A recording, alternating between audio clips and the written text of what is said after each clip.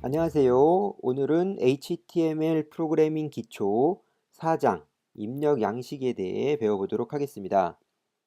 자, 이번 강좌에서는 웹에서 사용자 입력을 처리하기 위한 입력 양식의 종류와 사용법을 배우게 됩니다. 지금까지 우리가 배운 것들은 전부 다 우리가 만든 콘텐츠를 누군가에게 보여주기 위한, 즉 출력과 관련된 내용들이었고요. 어, 실제 웹에서 보면 우리가 회원 가입이나 또 게시판에 글을 쓴다거나 혹은 상품 주문 시 옵션을 선택하고 주소를 입력하고 또 주문 버튼을 누르는 이러한 모든 과정들이 많이 발생을 하는데요. 이런 것들이 모두 이제 입력 양식, 폼, HTML 폼에 의해서 만들어진다라고 보면 되겠습니다.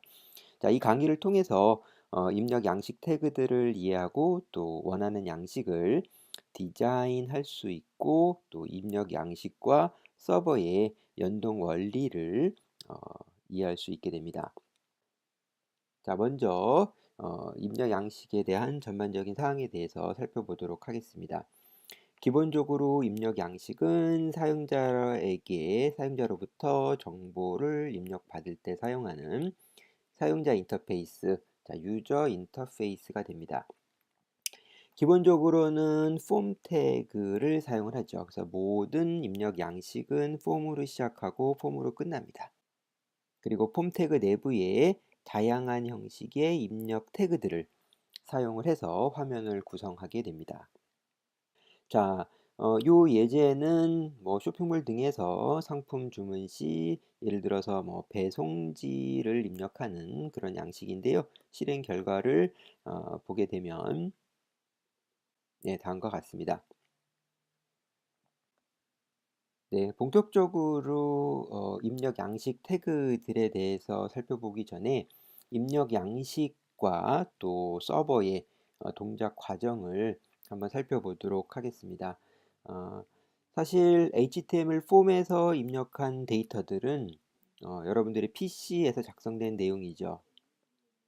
그렇지만 이제 실제로 이러한 데이터들은 서버로 전송되어야지만 됩니다. 그리고 서버로 전송이 되면 결국에는 데이터베이스에 저장이 되거나 혹은 DB에 있는 내용을 가지고 와서 보여주거나 이런 과정들이 있어야 되는 것이죠. 자, 이 과정에서 서버에서 동작하는 웹 프로그램이 필요합니다. JSP, PHP, 뭐 파이썬, 노드와 같은 프로그램 언어들을 사용을 해서요. 서버에서 동작할 수 있는 프로그램을 만듭니다. 그리고 웹 서비스를 제공하고 또 이러한 프로그램과 연동할 수 있도록 웹 서버 소프트웨어가 필요하죠. 아파치 HTTP 서버나 톰캣, 물론 노드를 사용하게 되면 노드가 이제 간단한 웹 서버의 역할을 겸하게 됩니다. 자, HTML 폼에 입력한 데이터는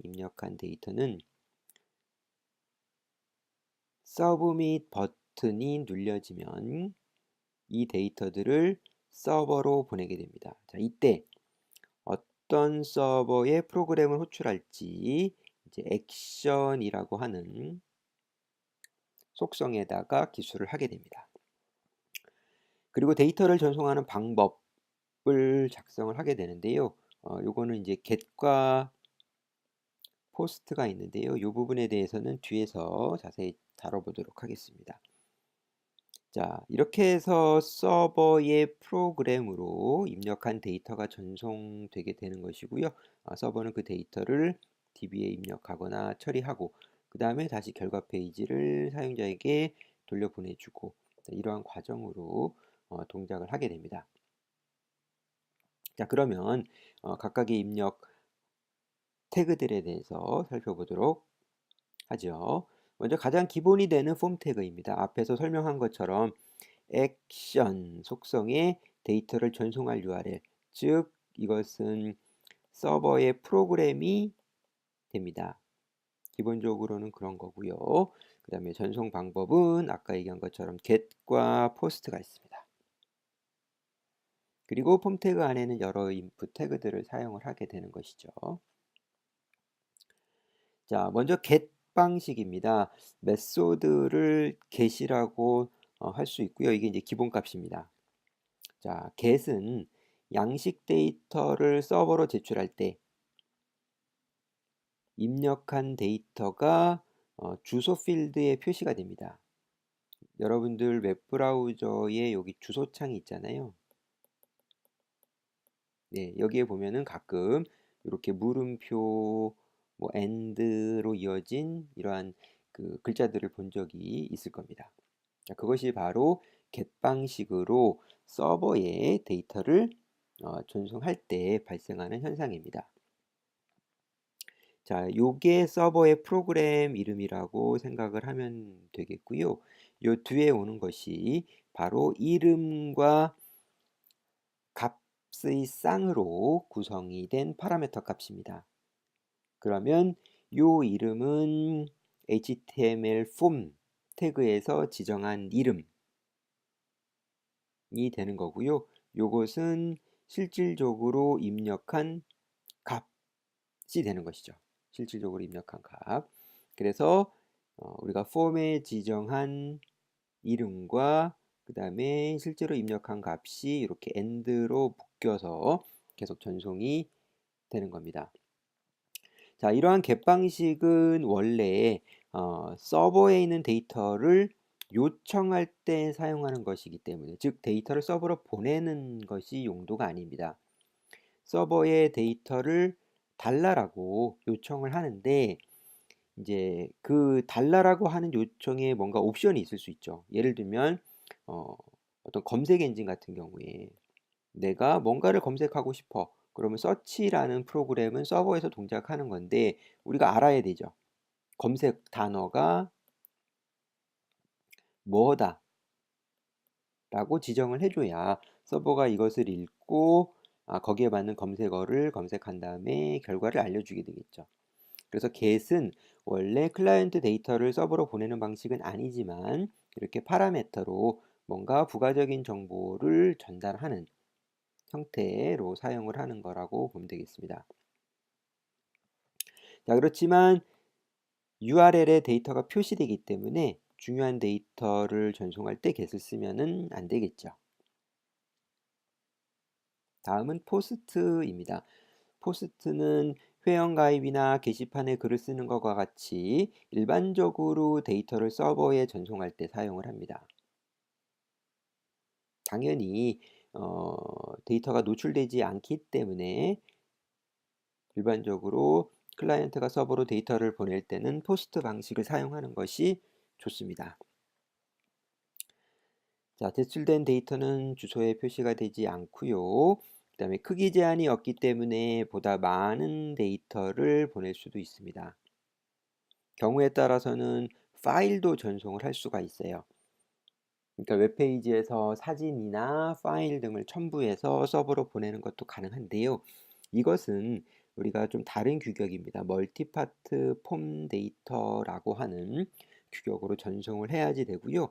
또 일반적인 텍스트 데이터하고는 전송 방법이 틀리기 때문에 서버에서도 관련해서 별도로 처리하는 기능이 구현되어 있어야지만 가능한 것이지 그냥 UI상에서 파일을 첨부했다고 해서 파일이 서버로 전송되는 것은 아닙니다.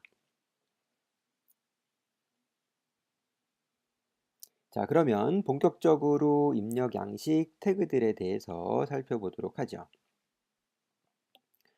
기본적으로 input 태그를 사용을 합니다. 그리고 input 태그에 딸린 type이라는 속성으로 다양한 입력 양식을 정의하는 거고요. input 이외에 목록을 처리하기 위한 select 드롭다운 박스를 제공하는 select, 그 다음에 여러 라인에 걸친 텍스트를 자유롭게 작성할 수 있는 텍스트 에이리어, 그 다음에 버튼, 이와 같은 것들도 사용이 됩니다. 네, 그 중에서 기본이 되는 것은 단연코 input 태그가 되겠고요. 타입 속성으로 여러 양식의 종류를 지정할 수가 있습니다. 자, 기본이 되는 타입은 여기에 있는 것들이고요. 예를 들어서 input 타입은 예를 들어서 텍스트라고 하면 기본 텍스트 입력 필드가 만들어지는 것이고, 패스워드라고 하면은 비밀번호를 입력할 수 있게 됩니다. 텍스트랑 비밀번호의 차이는 똑같이 이런 입력 창을 만들어 주는데, 패스워드의 경우에는 입력값이 이렇게 보이지 않게 처리가 되는 겁니다.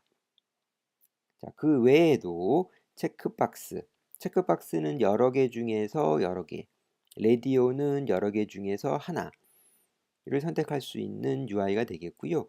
그 다음에 서브밋은 입력 양식을 서버로 전송하기 위한 특수 버튼입니다.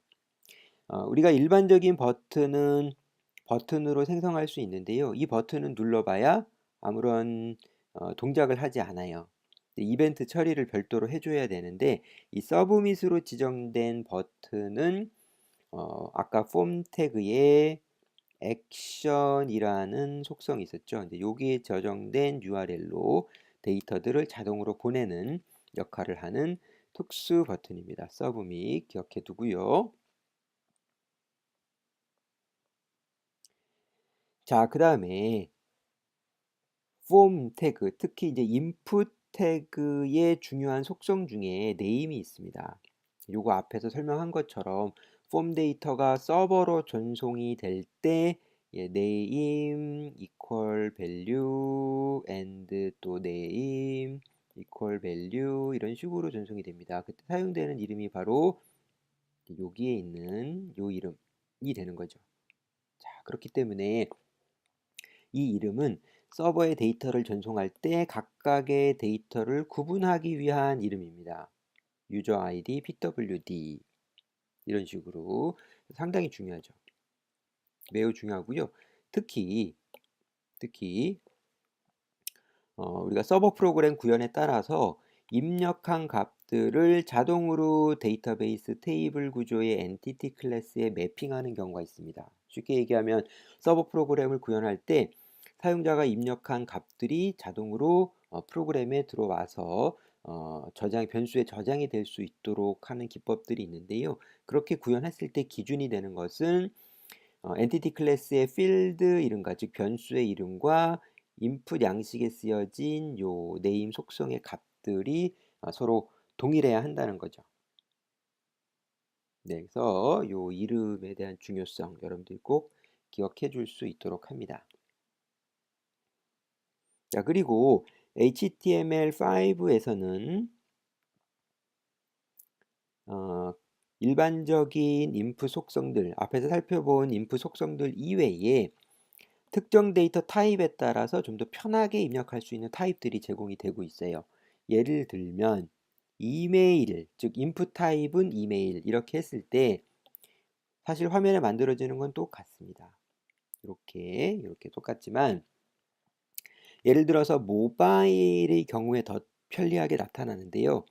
모바일의 경우에는 이메일을 입력할 때 키패드, 우리가 이렇게 키패드가 나타나잖아요. 키패드에 모든 문자가 표시되는 것이 아니라 뭐 알파벳 요 골뱅이 이메일의 골뱅이 표시 같은 것들이 나타나서 좀 더 쉽게 이메일을 입력하게끔 해준다거나, 또 데이트 같은 것의 데이트의 경우에는 뭐 이렇게 달력이 나타나게끔 해서 날짜를 좀 더 쉽게 선택할 수 있게끔 한다거나 하는 그런 특수한 타입들이 있습니다.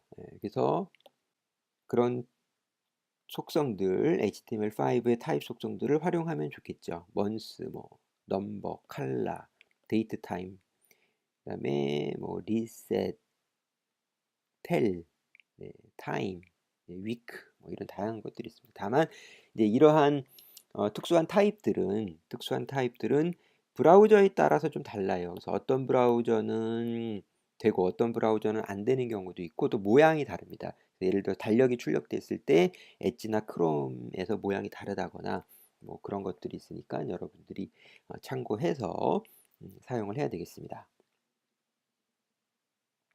다음은 체크박스와 레디오입니다. 체크박스와 레디오는 무언가를 선택할 때 유용하게 사용이 되는데요.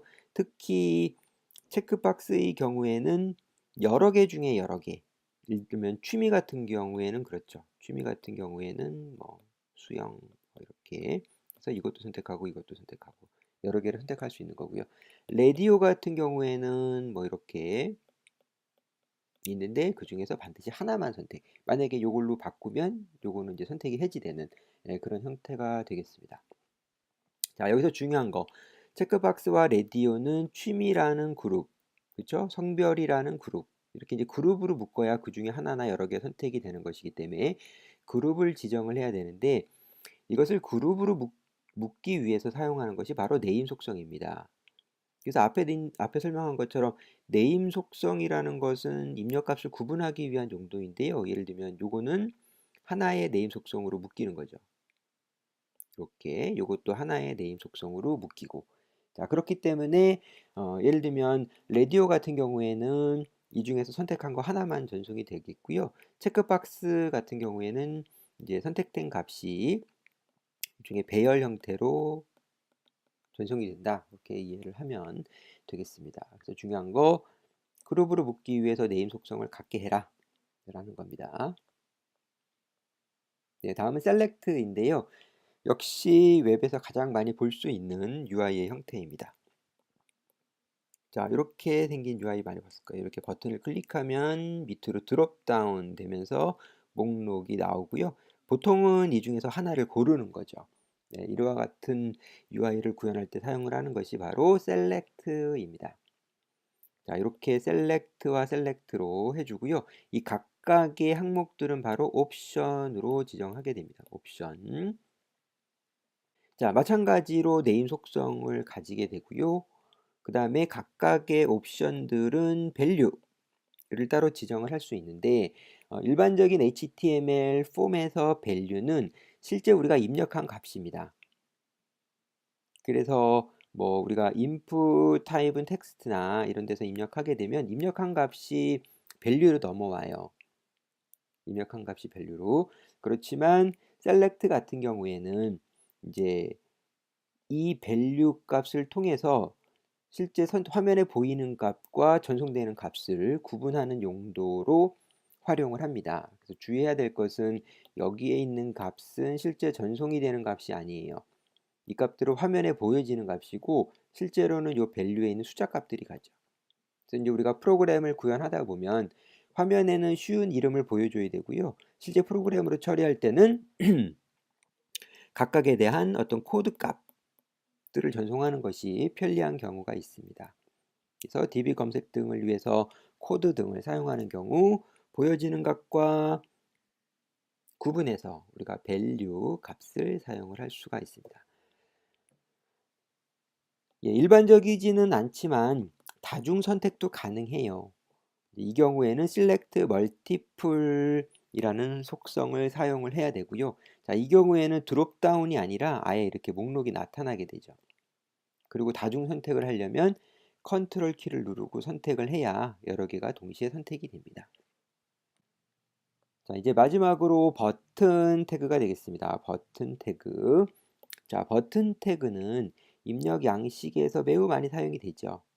자, 그렇지만 일반적인 버튼은 아무런 동작을 하지 않습니다. 그냥 모양만 나타나는 거죠. 버튼의 모양만. 그래서 실제 이벤트 처리는 우리가 자바스크립트를 통해서 구현이 되어야지 합니다. 그래서 이 부분은 우리가 자바스크립트를 배울 때 다시 한번 살펴보게 될 것이고요. 버튼은 앞에서 배웠던 input 태그에서도 사실은 쓸 수 있어요. input 타입을 버튼이라고 할 수 있겠고요. 또 input 타입의 버튼, 리셋, 그다음에 서브밋 세 개가 모두 버튼과 관련된 타입인데 이것을 버튼으로 바꿔서 쓸 수도 있죠. 네, 이렇게 버튼 타입하고 이 타입에다가 여기 틀렸네요. 타입에다가 예, 버튼 혹은 리셋, 서브밋 이 세 가지 중에 하나를 골라서 쓸 수가 있습니다.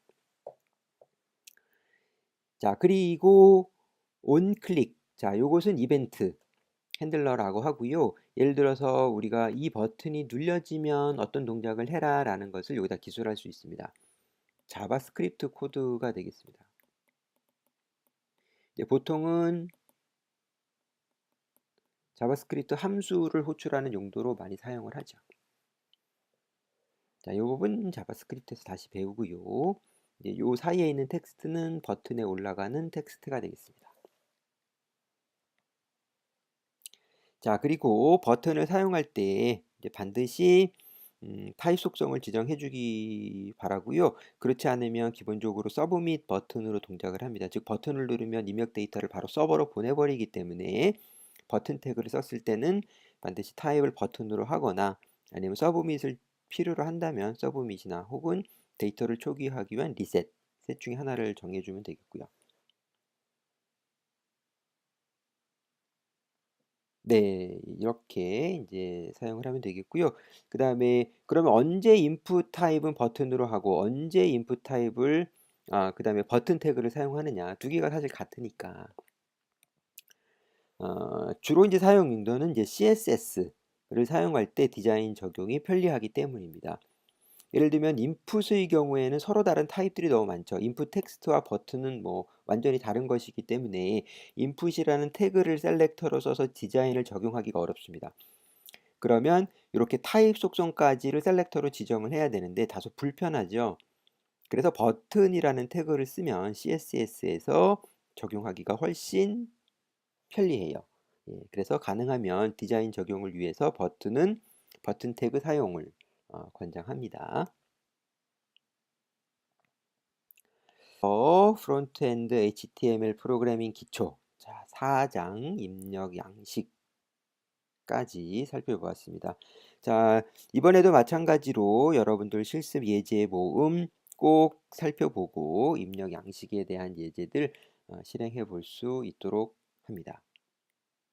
자, 그럼 여기서 마치겠습니다. 오늘도 수고했습니다.